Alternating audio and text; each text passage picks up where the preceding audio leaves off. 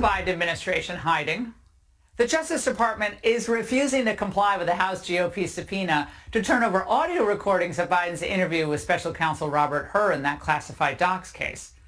An elderly man with a poor memory. Remember, that's how Hur described the president in that written report submitted to the DOJ. Now, recall that Democrats circled the wagon for Biden after Hur's findings became public. It's flatly wrong. It is inappropriate. It is gratuitous. Gratuitous, inaccurate, and inappropriate. I talk to President Biden, regularly. His mental acuity is great. It's fine. Right. It's worth noting that Schumer is still with it and is roughly the same age as the president. So if Biden is as sharp as ever, like Chuck says, what are they worried about?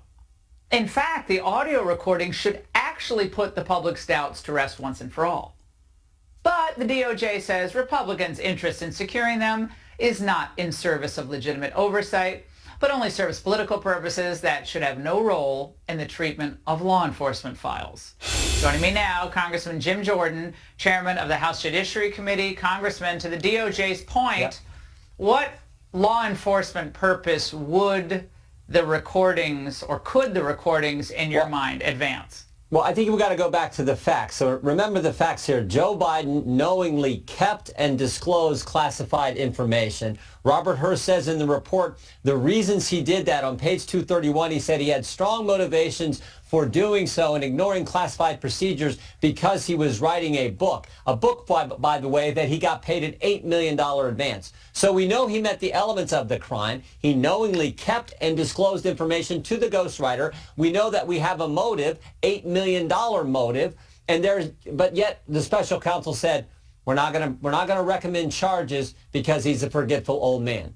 Okay. So he met the elements, but you're not going to do it. We want to decide then, and yet you have the Democrats say, no, he's not a forgetful old man, and it's gratuitous for the special counsel to even say that. Well, then let us have the audio tapes. We can decide. We have a constitutional duty to do oversight, and frankly, the American people, we the people, would kind of like to know if that's the reason that someone who meets the elements wasn't charged. If that's the reason, let the country evaluate that for themselves. So give us the audio tapes, because you can always get so much more information from that. You know this as a lawyer, that you can get more from that than you can just the transcript alone. Now, Joe Biden, Congressman, when he used to actually take questions from the press, shared some thoughts on what should happen to those who defy congressional subpoenas. What's your message to people who defy congressional subpoenas on the January 6th committee? I hope that the committee goes after them and holds them accountable. Should they be prosecuted by the Justice Department? Yes. Now, by that standard, should they be criminally prosecuted? Should they not? Well, there's definitely a double standard.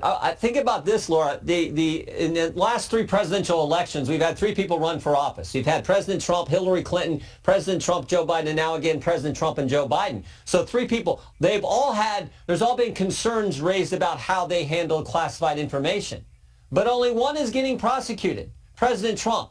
So, I mean, that makes no sense to the American people, particularly when you have the fact pattern I just described that Robert Hur, in his investigation, put forward in his report, and yet says we're not going to charge him because he's a forgetful old man. So this idea that there's a double standard, which is exactly what Joe Biden was alluding to when he said, oh, yeah, people who defy subpoenas should be prosecuted, they should be held in contempt, and on it goes. That is not how it's supposed to work in our country. It's supposed to be equal treatment under the law. Well, and I just keep remembering the Comey. Remember the famous Comey presser or statement? I shouldn't say presser, when he gets up and he lays out the elements of the crime and then says, well, we're not going to move forward with this. Yeah, and he it says, was the strangest thing ever.